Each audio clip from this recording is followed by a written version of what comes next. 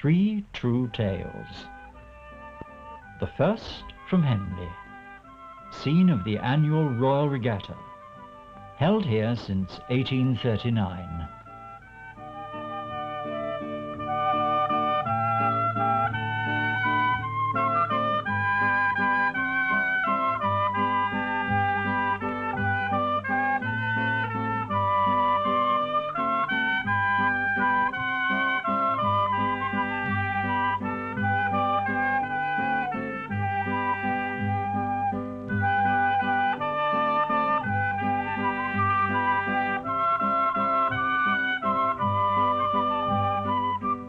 At the nearby theatre, the local players are rehearsing a specially written production, Mary Blandy.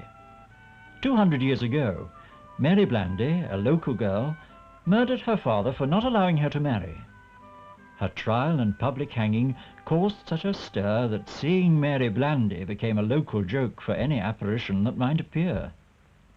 Rehearsals proceeded with the usual earthly difficulties.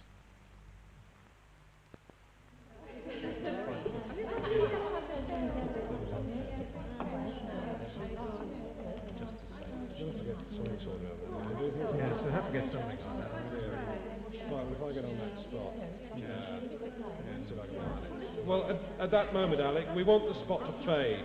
It needs to be about 10 seconds in all. Can you make a note of that? Look, folks, it's about time we got a grip of this epic.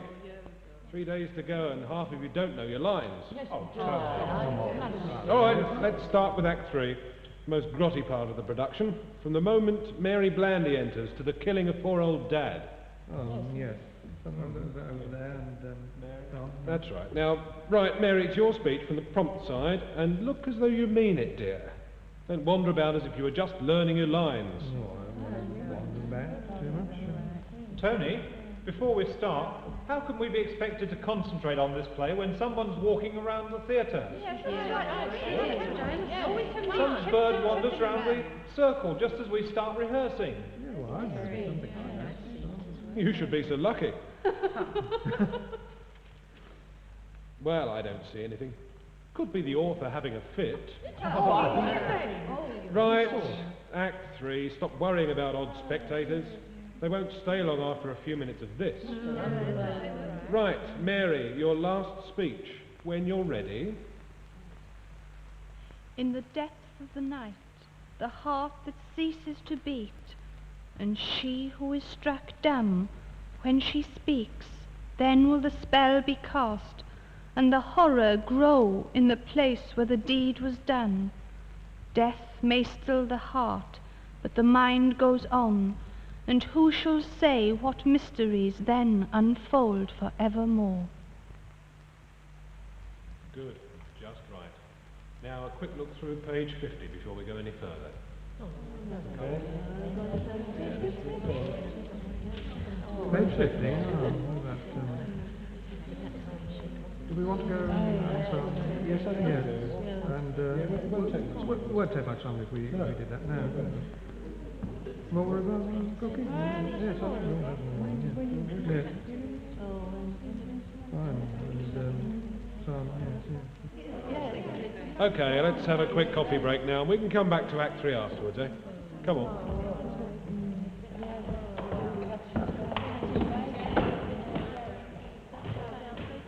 I thought that went very well. What did you think? The tickets are going on. Well, that's not bad. For just those few days, I think you can't expect much more. Yes. Yes. Did you? Yes. And then what? I see. Yes, well, I'm sure it's going to go all right. Easily.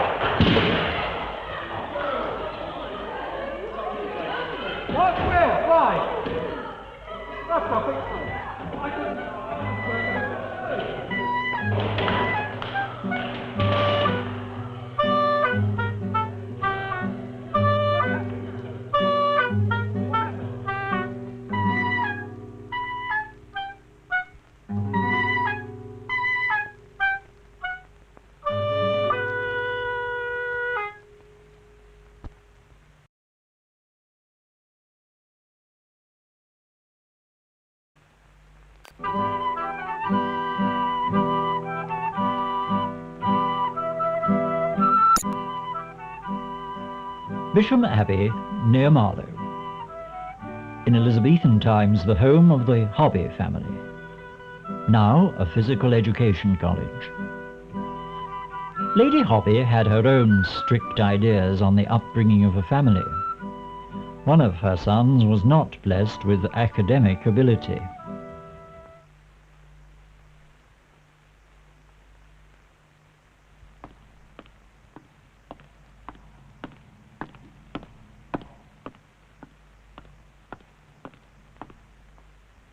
And did I not say your work should be finished by noon? It was not finished by noon. It is covered in blots and mostly wrong. I have seen too much of such idleness, and you know what I have said your punishment shall be. Your brothers have shown what scholars they can be, but you do not show these qualities. There is no application for learning, no desire to please your loving parents. Yesterday, when required to be at your studies, instead you are beside the river, fishing and wasting your time. Perhaps after this you will think anew of your duties to your books. Every day I shall require a certain amount of work completed, which I shall daily set. There shall be no blots or wrongful spelling. Your work must get better as the days pass, and no play shall be the rule until the work is finished.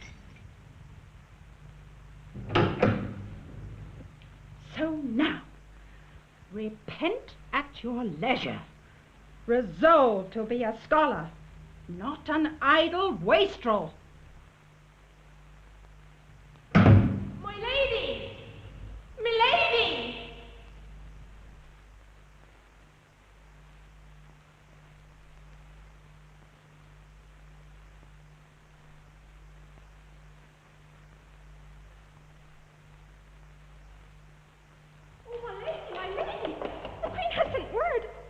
Your presence in London at once. Oh, I have sent for the coach so that you may be on your way instantly. Oh, my lady, what honour she does you. Oh, I trust the journey will be agreeable. The horses are well rested from yesterday, and Robert has provided a basket of provisions. Oh, my lady, will it take long to travel to London? Oh, I hope that one day I may see some of that great city. Perhaps if my lady has the time and inclination, she may bring me some pink cloth so that I may make a dress for the fair next month. I've told Robert that he may take me.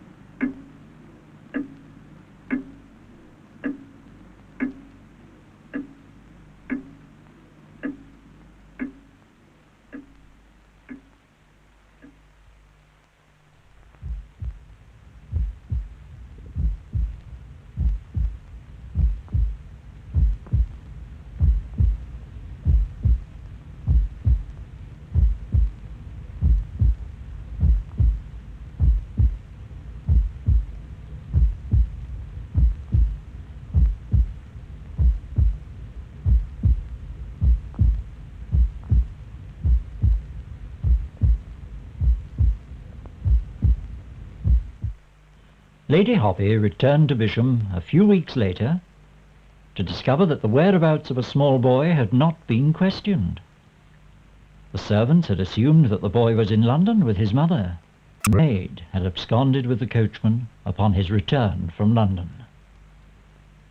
Lady Hoby is at rest in the nearby church, if indeed she is granted that privilege.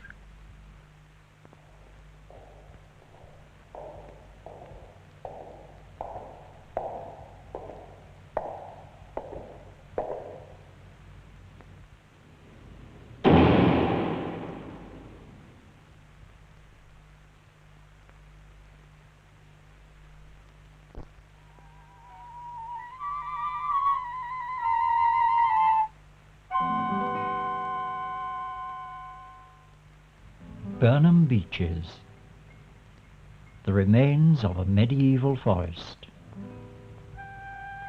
Nature in torment, as strange shapes live out their twisted lives.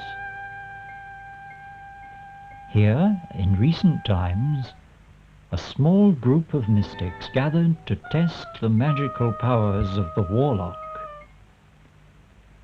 Convinced of his supernatural affinity, the Warlock had undertaken to consume poison in order to demonstrate his immunity to earthly powers.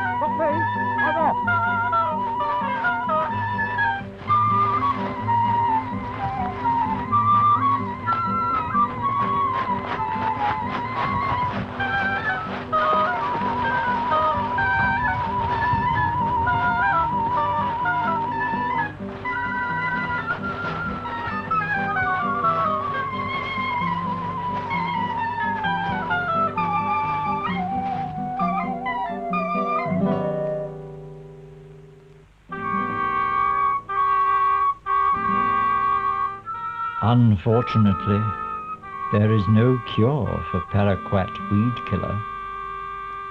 The Warlock expired a few hours later at a nearby hospital.